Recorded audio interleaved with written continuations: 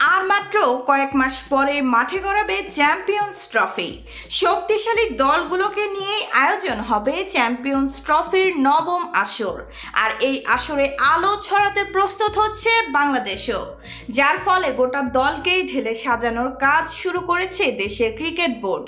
সেই সাথে চ্যাম্পিয়ন্স ট্রফিতে বাজিমাত করার লক্ষ্য নিয়ে দলে ফিরছে কয়েকজন সেরা নামের ক্রিকেটার। তাহলে চলুন দেখে নেওয়া যাক চ্যাম্পিয়ন্স ট্রফিকে সামনে রেখে কারা ফিরছে।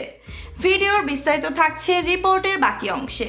এই লিস্টের শুরুতেই যার নাম রয়েছে তিনি হলেন বাংলাদেশের ক্রিকেট ইতিহাসের সবচেয়ে সেরা ওপেনার ব্যাটার তামিম ইকবাল। শুধু ওপেনার বললেও ভুল হবে, সেরা ব্যাটারদেরও একজন। ওয়ানডে ফরম্যাটে 56টি 50 এবং 14টি সেঞ্চুরি হাঁকিয়েছেন তিনি।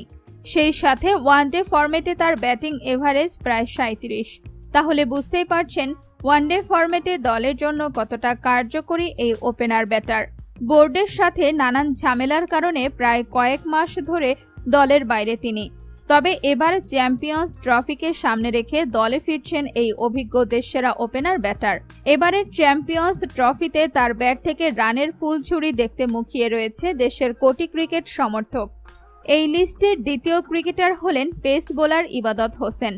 ইনজুরির কারণে দীর্ঘদিন দলের বাইরে রয়েছেন তিনি।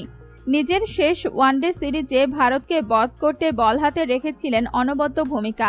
বল হাতে নিজের সেরা সময়টা পার করছিলেন তিনি।